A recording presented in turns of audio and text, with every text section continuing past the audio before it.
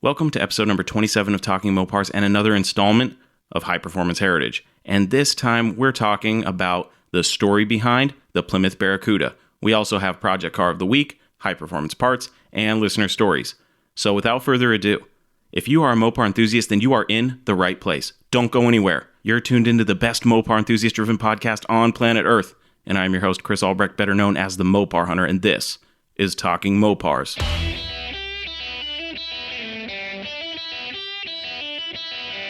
You're listening to Talking Mopars with the Mopar Hunter, your direct connection to all things Mopar.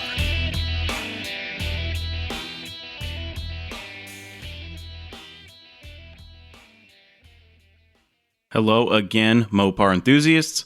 We are back for another episode of Talking Mopars, and I'm excited about this one because every time we do a High Performance Heritage episode, I always get feedback saying, oh, we love it when you do the history episodes, and the Barracuda keeps getting brought up. That's why we're talking about the Barracuda today. We also have Project Car of the Week, High Performance Parts, and listener stories. We are still cooking with gas on this podcast, and I have good news. We have more episodes of Direct Connections coming. I've been making a lot of good connections with people, and I've been talking to a lot of folks about getting them on the show, so we're going to keep that going. But for now, I got a High Performance Heritage episode for you, so stick around, and let's get this show on the road.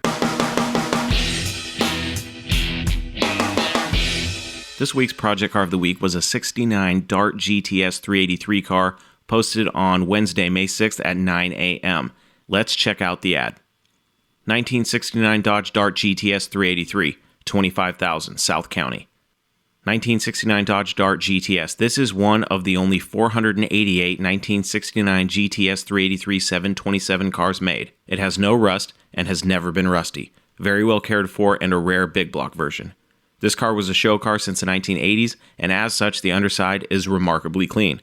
It is road ready, and any modifications are minimal, like the addition of gauges, tack, etc., to make more driver friendly. Title status is listed as clean.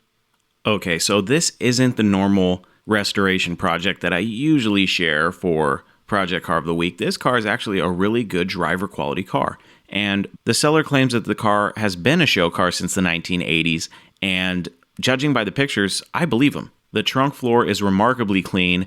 I would like to see this car in person to see if it's ever been repainted, because the paint shows very well, at least in pictures, and we all know that pictures on the internet are kind of like but from what I see, it is in really stellar condition, especially if it's been around the block a few times. You know, the seller claims it doesn't have any rust, and it looks amazing. As far as any Mopar from 1969, chances are if you look at a original car, the trunk floor is going to be, pretty toast on most cars. When you talk about survivors, it's tough because, how do you define a survivor? I define a survivor as a car that's never been touched, and if it has, minimal modifications can be made to bring it back to 100% original. This car is just really clean, and I think for $25,000, I think he's right in the ballpark there, because like he says in the ad, any modifications that he's made can easily be reversed, and the car can be reverted back to completely 100% original condition and original parts, which would, increase the value. And at $25,000, I would imagine that this car, if it was 100% original and a survivor, I think it would be fair to say that this car is hovering around $30,000. Now, I know a lot of people go, $30,000 for an A body. I see guys complain about A bodies for $15,000 or $20,000, that are nice. And I've seen cars that are equivalent to this one, maybe a little bit better, north of $30,000. I think this car would be a great car for somebody who doesn't want a complete project car, that has a little bit of cash, that can make something happen in the $20,000, $25,000 range, and wants something fun to drive that will actually accumulate in value. This is an investment car. How much you will gain in that investment, I don't know. If I were to buy this car, now, don't take this the wrong way, seller, if you manage to listen to this, I would return it all the way back to stock. I would take all the modifications that have been done to it, I'd tuck them away, but I would definitely return this car to as stock as possible, because that's what good a shape this car is in. And I think it deserves to be returned back to its original condition. Now, that being said, the modifications that have been done to this car were tasteful. It doesn't have 20-inch, ghetto wheels on it. It doesn't have a big, giant wing on the back of it. It doesn't have anything that I would deem incorrect. Like, if this car had the fiberglass six-pack hood that my car has, I'd be like, all right, that's got to go. We got to get the power bulge hood on this thing. And go that direction. It's a great car for a great price, and I think it has a ton of potential, especially for somebody who, like I said, doesn't want a complete project, wants something that they can enjoy, and if they choose to do so, bring back to factory original. So $25,000 will get you a 1969 Dodge Dart GTS 383 car. Now, it does not say whether or not this car is numbers matching, but let's go ahead and assume that the car is numbers matching. And if that is the case, then $25,000, in my opinion, is a good deal. If you can get this car for $20,000, then you're getting a really good deal. I wouldn't have been surprised if this car was posted for $29,000, to be honest with you. And I wouldn't have seen that price and went, oh, that's crazy, because I don't think like that. I like to think in the future. If I buy this car for $29,000 now, is it going to be worth $29,000 in 5 years? If the answer is yes, cool, then I haven't lost or gained. If it's worth $33,000, then I've gained. If it's worth $25,000 in 5 or 10 years, then I've lost if I bought it for $29,000. Do you see how my mind works? So this car, I think, is great. And anybody that's looking for less of a project, more of a driver, something that they can show and have a good time with on a Sunday, this car has Drive Me written all over it. Enjoy me. It's a big block A-body that has great investment potential, and for that reason, I chose it for Project Car of the Week. So that was Project Car of the Week, and remember, no Mopar left behind.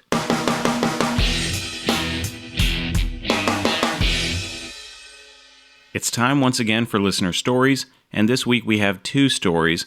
One sent in by email, and the other was a voicemail that was sent to me that I thought was pretty funny. Let's start this off with the email that I got from Joel Laughlin.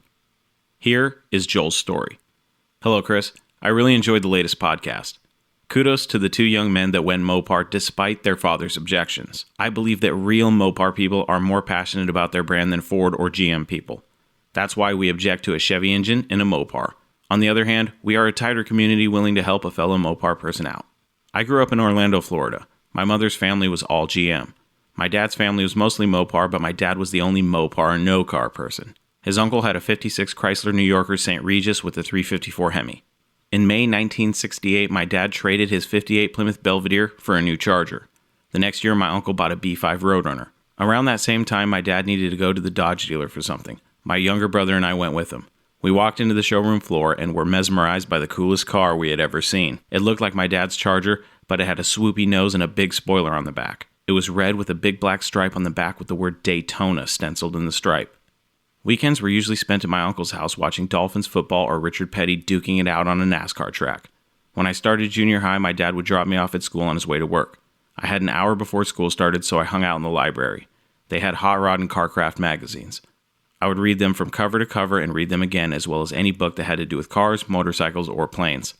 In 1977, I was 15 years old. I got a full-time summer job at the place where my dad worked. My uncle had paint and body shops with several different partners over the years. One of his former partners had a used car lot. On that lot, he had a 69 Charger, FA HP 383 Auto, 323 Sure Grip rear, green interior, console, buckets, and AC. The engine ran bad and the transmission slipped. He wanted $400. Every Friday, I'd cash my check and give him $100 and have just enough left over for lunches. We went to tow it home, and my dad gave me a short lesson on flat towing with a chain. Talk about a nervous 15-year-old kid who still had a learner's permit. We made it home okay. My dad did most of the work on the car. I watched and learned and handed him tools. He pulled the heads and we had them redone. Then I found a 383 with a 3-speed stick setup from a 69 Super B. Out went the auto. My dad welded in the frame bracket for the torque shaft and made a floor shifter hump from sheet aluminum. One day I was at my best friend's house and I noticed his neighbor had a transmission laying in the bed of an early 50s Ford pickup. Turns out it was an A833. $50 and it was mine. It soon replaced the 3-speed. All of my family tried to talk me out of buying a gas guzzler, but I didn't care. I loved that car and it was my daily transportation until 1982. I read where a lot of people say they were just cars then, or we were tripping over those things in junkyards. To me, that car was very special and my dream was to make it the fastest and nicest car in town on a teenager's earnings. Mopar people were few and far between. I took a lot of crap from Ford and Chevy guys. 99% of them didn't know a crankshaft from a camshaft. I was Mopar when Mopar wasn't cool. If you're interested, I'll tell you why I had to give it up and about the car that got me back into classic Mopars. Oh yeah, I forgot to mention in the last story that I sold the 70 Cuda to get the money to buy back the Charger. A lot of people thought I was crazy, but I really love the Charger and think it is a very unique car. Hey Joel, thanks for sending in your story. Before we get started here, at the very end of the story, You said that you forgot to mention in your last story that you sold the 70 Cuda to get the money back to buy the Charger. Did I miss something? Because I reread that story a few times and there was nothing in there about a 70 Cuda. So, Joel, send in the story about how you got a 70 Cuda and then you sold it to get the money that you needed to buy back your Charger. I'm really intrigued by that story. And yes, I want to hear the story about how you gave up the Charger and what got you back into classic Mopars. So send that one in and we'll get that one shared on the podcast too. As for the rest of your story, it sounds like you've been a Mopar guy from the beginning. And not too many people can actually say that they saw a Dodge Charger Daytona on the dealer showroom floor. That is awesome. I think that's really cool. And hey, about the Hot Rod and Carcraft magazines, my libraries must have sucked, and I just didn't realize it because none of them had car magazines. So that really made me feel left out, and now I'm disappointed in all my schools. None of them had any car magazines. I always brought my own, and I was always the weird kid in school who was obsessed with cars and read car magazines, and not too many other kids were like that. I wish there was more car people. That would have been a lot funner. But it was interesting to hear your story about getting the Charger for $400. Gosh, I keep hearing these stories again and again about guys getting these awesome Mopars for so cheap. And it just makes me wish that I had really grown up in that era instead of the one that I did. And I understand what you're saying about reading where a lot of people say, oh, they were just cars then. And to me, I completely agree with there was something special about those cars. And I find it really hard to believe that there were people that didn't see how special those cars were in that time. But I didn't grow up then. I grew up much, much later. And now I just get to enjoy hearing the stories. So thank you, Joel, for sending in your story. And please don't forget to send in the story about how you had to give up the Charger, but then you got back into classic Mopars and you sold a 70 Cuda to get money to buy back your Charger. I want to hear that story, so be sure to reach back out. I feel like we got left on a cliffhanger, but that's all right. Send us the rest. Thanks, Joel, for sending in your story. Our next story was a voicemail that I got that caught me really off guard in the beginning. But if you listen to last week's episode, I talked about the cartoon King of the Hill and how the character Boomhauer had what I thought was a mix between a 69 and a 68 Super Bee. And I got a response from a gentleman named Hank. Now, here is Hank's voicemail. Hey, Chris. My name is Hank.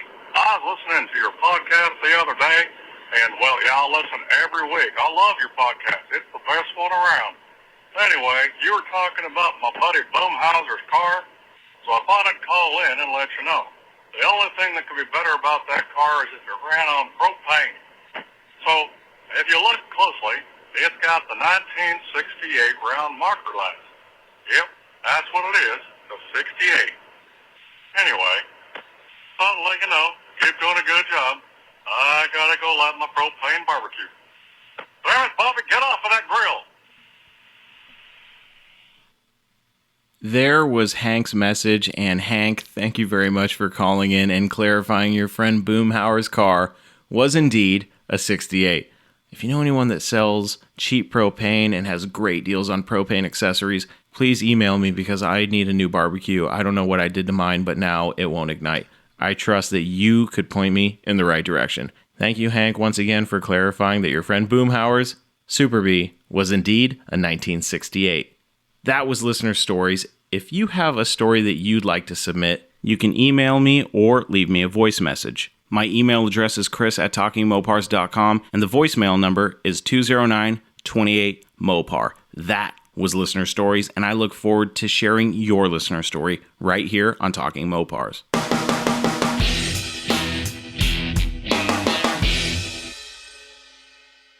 This week's high-performance part was the 1970 Dodge Challenger RT featured in the movie Vanishing Point. Vanishing Point was made in 1971, and if you don't know the film and you are a Mopar guy, I suggest that you go out and get Vanishing Point because it features a really cool car. The 1970 Dodge Challenger RT featured in it was Alpine White with a 440 and a 4-speed. 5 Dodge Challenger RTs were used in the movie. 4 of the cars had 440s with 4 speeds, and the 5th car was a 383 with a 727. These cars were actually rented by 20th Century Fox from Chrysler for $1 a day. Back in 1971, these cars were still new, so it was really cool to see them on the silver screen, and Vanishing Point has become a cult film. There was also a remake many years later, which you can watch as well too. Of course, there was a famous line from that remake that everyone should recognize, and that line was, "It takes a Mopar to catch a Mopar." So if you haven't seen the movies, go check out both Vanishing Points. They're fun movies. They're road flicks. It's about car chases and all sorts of fun stuff like that. So go check them out. That was High Performance Parts, the 1970 Dodge Challenger RT in Alpine White in both of the Vanishing Point movies.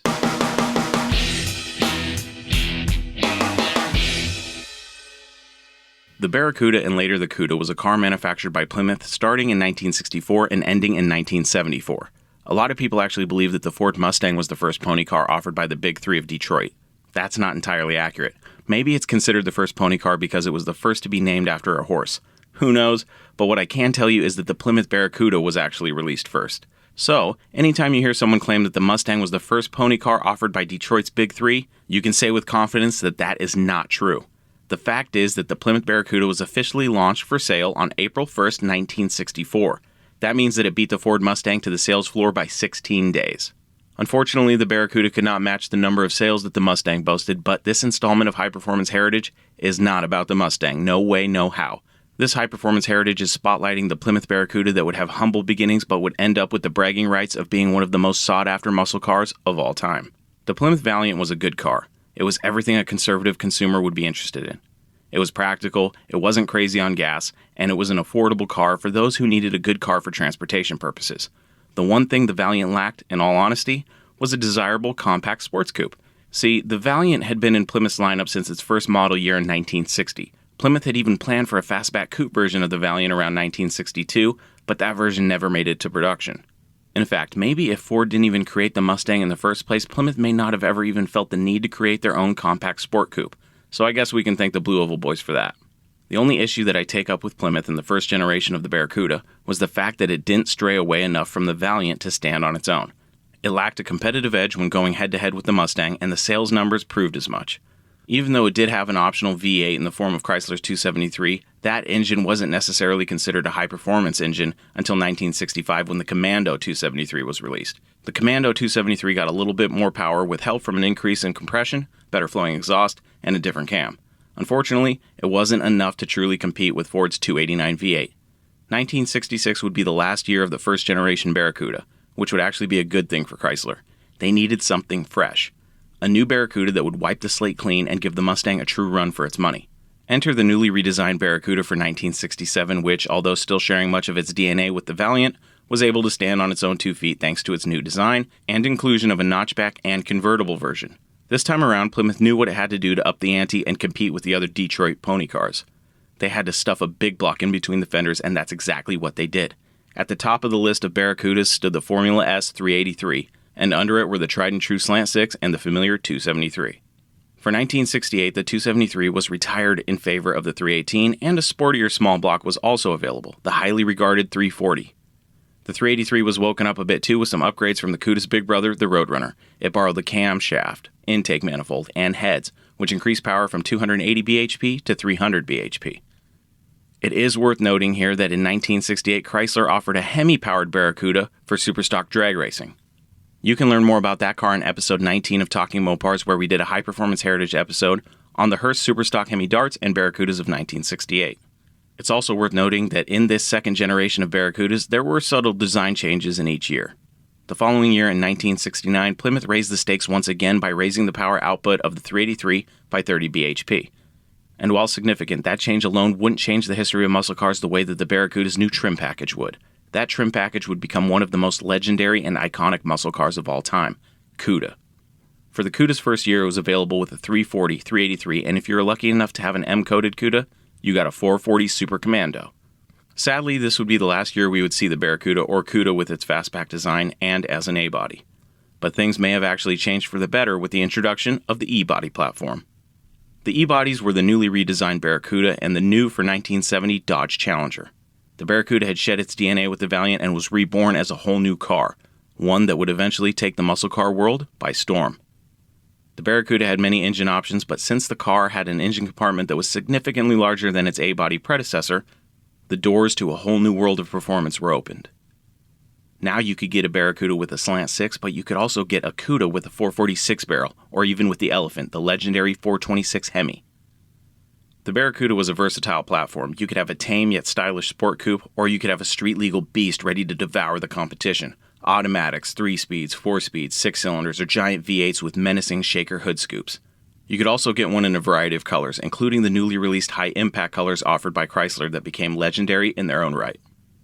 The options for what you could have in the Barracuda platform were nearly endless, and could satisfy your every automotive need or desire.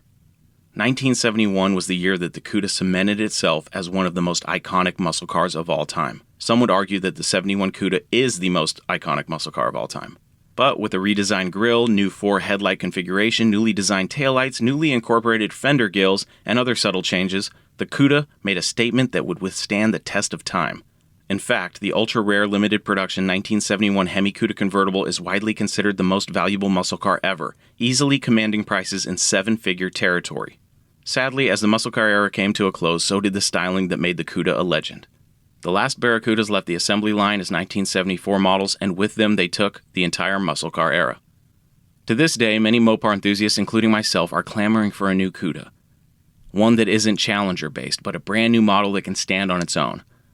I know that I missed the first muscle car era where you could walk into a dealership and buy a brand new Cuda, but I sincerely hope that the great folks at FCA will someday give Mopar enthusiasts the opportunity to relive history and buy a brand new Cuda off the showroom floor in this modern era of Mopar performance. Only time will tell if the legend will ever return. Thank you for joining me on this installment of High Performance Heritage. I have intentionally left out quite a few details about the history of the Barracuda. Things like the styling differences in each generation, the 1969 introduction of the mod top, and things like that. And speaking of the mod top, we're actually going to do a whole episode on that, so we'll get to that. But these spotlights on High Performance Heritage are simply meant to give you a generalized knowledge of the subject. As with any installment of High Performance Heritage, I highly encourage you to go out and learn more about the history of Mopars on your own. I've actually found that every story within the world of Mopar has many layers, and uncovering them can be a fun adventure in and of itself. So go out there and learn. I know a lot of you guys and gals out there are amazing Mopar historians, far more knowledgeable than myself, and knowledge is power. So be sure to share that knowledge with your fellow Mopar enthusiasts. That was High Performance Heritage.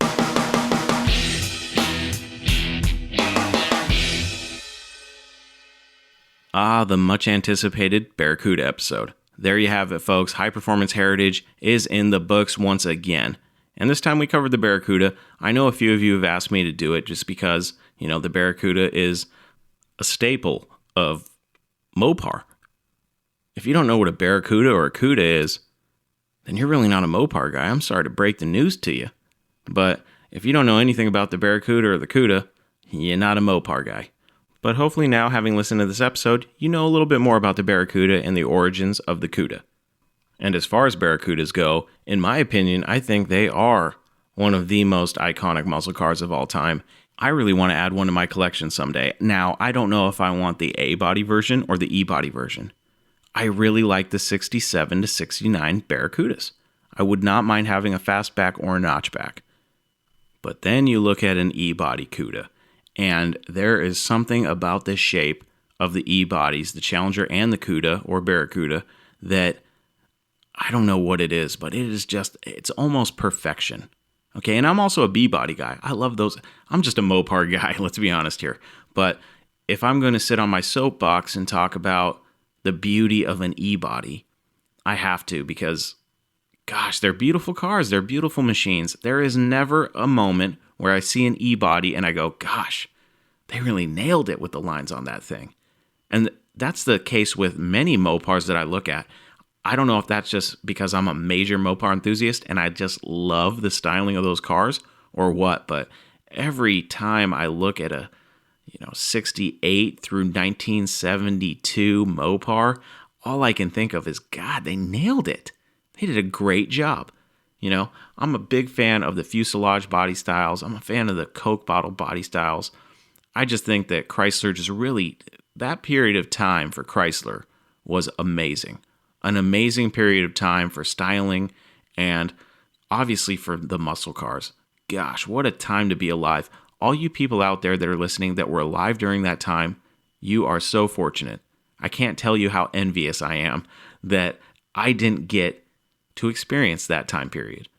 I hear stories and all I can think of is, gosh, and I say this all the time, I wish that I was born in that era. I wish I could have experienced that era because it is so cool.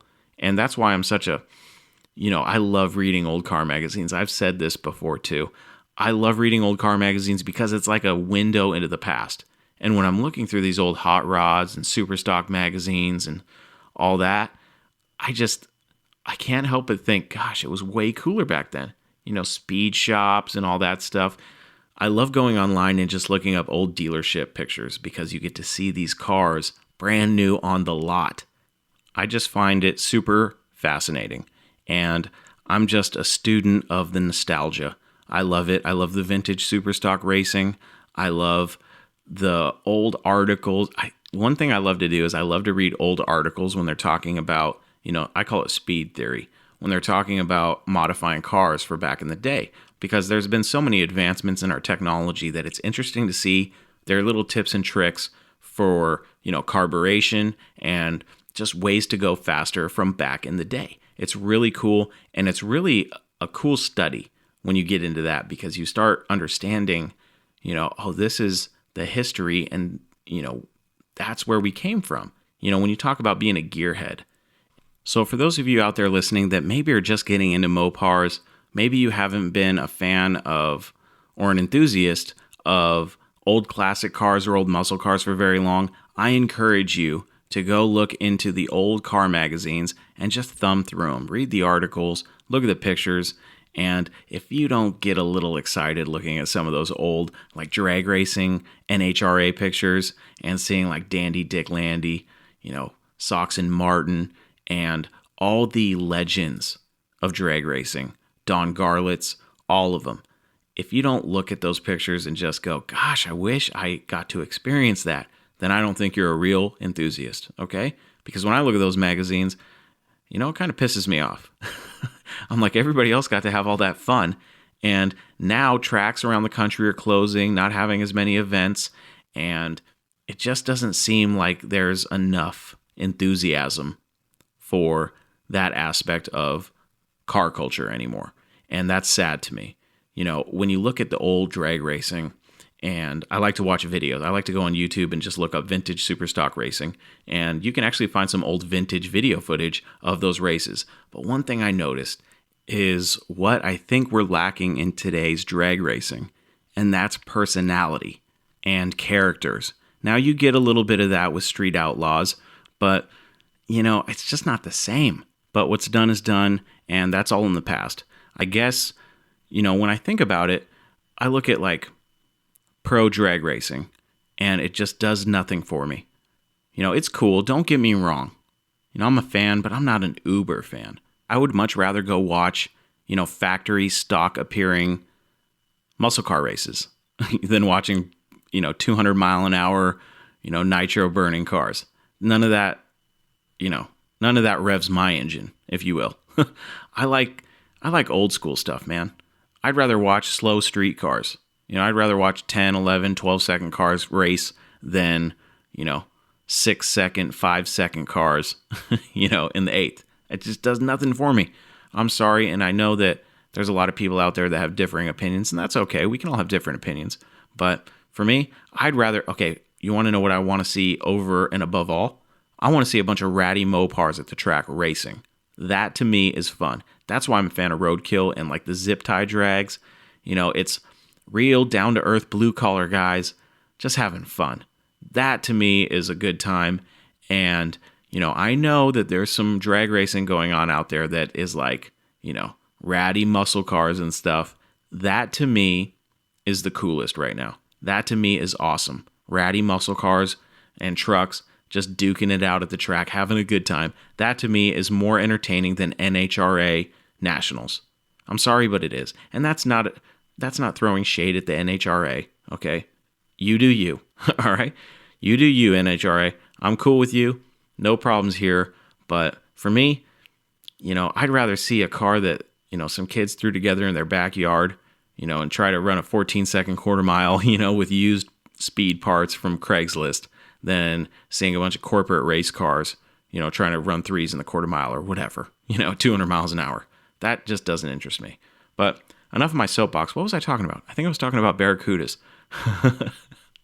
That's right. We were talking about how awesome e-body Barracudas are. So yeah, if somebody said, you know what, Chris, you can have any Cuda you want. Money is no object. You get one for free. Gosh, there's something about a 70 Hemi Cuda that just still gets me. The 71s are awesome. 68, 69, even 67s are really cool. But when they came out with the e-body in 1970, that car just changed the game. And I would love to have a 70 Hemi Cuda, preferably with a pistol grip and an N96 shaker hood. So that's my dream Cuda, and who knows, maybe I'll have a Cuda someday. It'll probably be a 67 to 69 because I cannot afford a 70 or 71, but that's okay. I'll take any Barracuda I can get. Beggars can't be choosy. Anyways, thank you for listening to this episode of High Performance Heritage. For more information about this show, please visit TalkingMopars.com. That's also where I would like for you to tell your Mopar-addicted friends to go. Just send them over to the website. And don't forget, if you have a story that you would like to share with the show, feel free to email it to me, chris@TalkingMopars.com. Or if you want to hear yourself on the show, send me a voice message. You can do that by calling 209-28-MOPAR. Until we talk again, my name is Chris Albrecht, and that was Talking Mopars.